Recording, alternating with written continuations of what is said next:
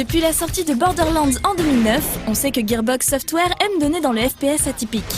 Alors que le genre se voulait de plus en plus réaliste, scripté et linéaire, le studio texan a pris le contre-pied de cette tendance et prouvé qu'une voie alternative était possible.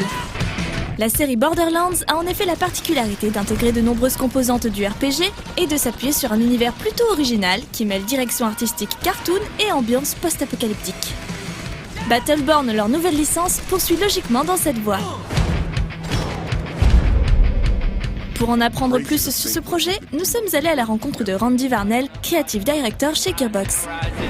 L'occasion d'apprendre entre autres que le jeu comptera 25 héros jouables lors de sa sortie, qu'il y sera question de sauver la dernière étoile de l'univers, mais aussi que le mode campagne se veut différent de ce à quoi nous sommes habitués.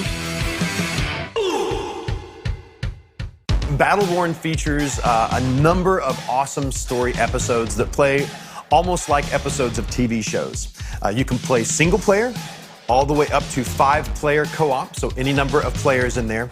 And you can play any of the Battleborn. You're going to start the game with 7 Battleborn unlocked, and as you play through the story episodes and complete challenges, you will quickly unlock all 25. I love fantasy novels, I love sci-fi novels, I read a lot, and we love to make characters that have stories. It's certainly a big epic setting for the universe, but each character has their part in that. Some of our characters are thousands of years old, so they have longer stories, but all of our characters have some way that they've joined in this fight to save the last star.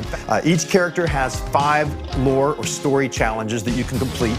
You usually have to do something involving that character's abilities or something that's significant for that lore. Like if the character is friends with another character, sometimes you have to play several matches with that character on your team. You'll unlock a little bit of story. Sometimes it's written text. Sometimes it's spoken dialogue between the characters. We even have a song for one of the characters that we recorded in there that's really fun. À l'instar d'un Borderlands, Battleborn pourra se reposer sur une direction artistique de grande qualité pour donner de la densité à son background galactique. Mais si le but est de proposer un univers attrayant et de marquer les esprits, les développeurs ont également cherché à lui donner un minimum de sens. At Gearbox, we really like games that look a little bit different. You know, there are a lot of developers who are making modern, realistic games, and they do so very, very well. At Gearbox, when we make a game, we like to approach it a little bit differently. We like a game that when you see it moving or animated, a video or a screenshot, it looks different. It's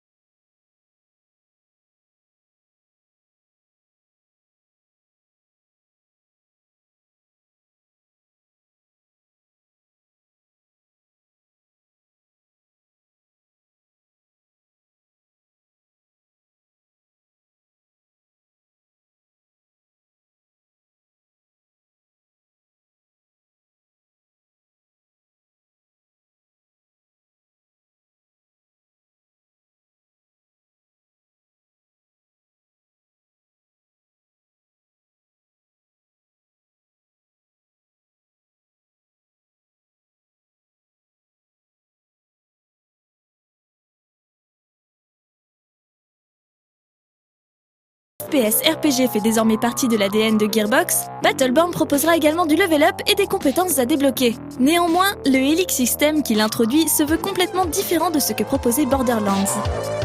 We still wanted to, as Gearbox, to mix in that RPG. We like you to be able to customize the character to how you want to play it. You might get Montana, you like the minigun play. Maybe you want to play Montana even though he's a defender. Maybe you want to play him more as a damage dealer. So in the Helix system, for example, Montana can make a choice that changes his normal frost bullets that slow enemies to fire bullets that set enemies on fire and burn them. It lets the minigun do a lot more damage at the sacrifice of some health and some survivability. All of our characters have 10 levels that you level up every time in match. You always start at level 1, you level to 10. And it's really cool. It gives you a way to adapt and change your strategy during the match to try to get the most out of your character in that experience. Un principe qui semble tout naturellement s'inspirer du MOBA, comme le confirme Randy Varnell. We loved making the characters and we loved making the talent trees. So when we started with the idea of Battleborn, we looked around, and this would have been end of 2012. We looked around at other games that were using a lot of heroes. MOBAs were certainly they were really starting to get popular and successful at that time.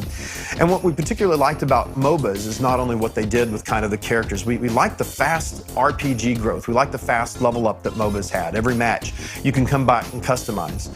Borderlands had customization, but it was slower. It was more of a traditional RPG, right? The other thing that we really liked about MOBAs were the way they used different types of characters, so that if you weren't the best action player, if you weren't good at putting your crosshairs and shooting, if you weren't a Twitch gamer, you still had a strong place in your team and could still contribute to winning the tournament. I like that. It's more inclusive. It brings more players in. It brings different types of players into the game. The MOBAs have a few other tricks that are neat, mixing in AI enemies in the middle of competitive matches. So maybe I'm not good at fighting players, but I'm really good at fighting the minions, or you saw in incursion mode today, fighting the thrall or fighting the sentries.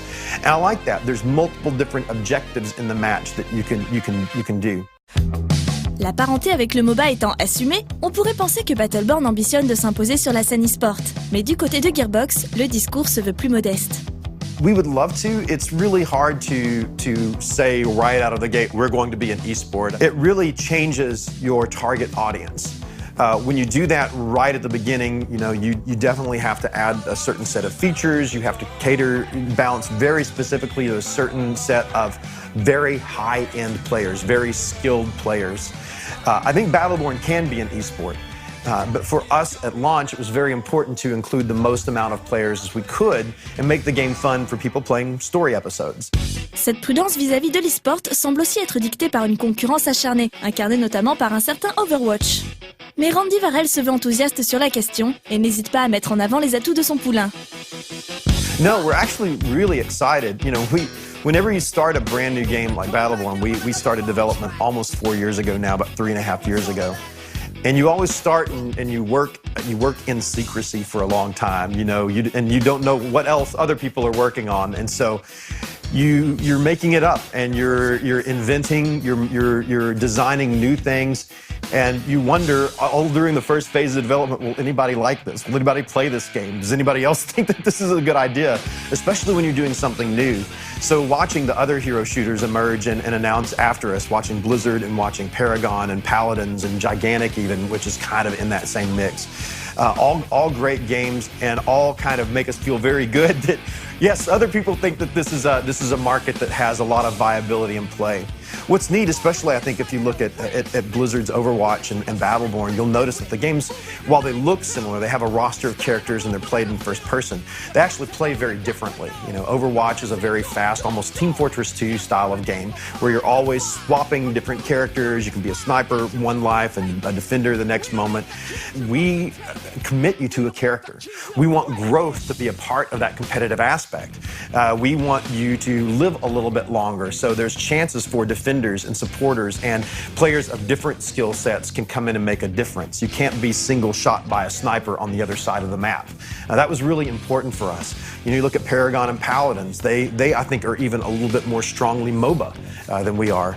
So people who are big MOBA fans will find some more familiar roots there. We tried to be a little bit more true mix, and while we certainly have the MOBA influences, we hope to keep shooter characters and shooter players very comfortable and very familiar as you come in and play Battleborn. Si l'on sent tout de même un peu d'appréhension au moment d'évoquer la concurrence à venir, l'ami Randy n'hésite pas à réaffirmer ses ambitions et à nous expliquer en quoi Battleborn est le jeu le plus ambitieux jamais créé par Gearbox. With Battleborn, it's a big promise. In the Borderlands games, in Borderlands 2 and the Borderlands pre-sequel, we released with 4 characters. We made 2 more, 6 characters total in DLC packs. And in Battleborn, each character of Battleborn takes about the same amount of effort as it took to make, in fact, in some cases more than it took to make a Borderlands character. So you compare 6 to 25, that's a big difference. Borderlands did not have competitive. We knew when we did Battleborn, one of the big things that we wanted to add back to this game, with all the characters especially, was a competitive mode. So we had to do all the things you have to make competitive good. We invested in dedicated servers. We investigated in network architecture. We investigated in systems of balance and tuning that could keep the game good. We had to get back to understanding how to build good competitive maps and think about all the things that are important for competitive maps. But we didn't stop doing the story. We have story, and that's, I think, one of the things that also sets us off from the other games like Overwatch and Paragon of Paladins. We still have, if you don't want to play competitively, that's not, if you're not good at that or you don't want to do it, you can still enjoy all 25 characters playing through some pretty good challenges in our story episodes as a team or by yourself. So it's a huge investment. It's a game that has everything, and we haven't even talked today about our gear system. We also have a loot system in the game, maybe not as big as Borderlands was, but it's still tens of thousands of items that can drop that you can take into a match and further customize how your character plays. There are all sorts of challenges and achievements to unlock. You can get titles, you can unlock skins, you can unlock taunts. It is a massive, full-featured game that hopefully will speak to a lot of players. Vous l'aurez compris, Battleborn est un jeu plein de générosité qui dispose a priori de tous les atouts pour prendre la suite de Borderlands. Pour s'assurer qu'il en sera un digne successeur, on vous donne rendez-vous dans les prochaines semaines à l'occasion d'une critique réalisée dans les normes en vigueur. La sortie de Battleborn est programmée au 3 mai sur PS4, Xbox One et Windows. Got a little something right here, big guy. Yeah? Did I get it? Yeah, you're good. Okay.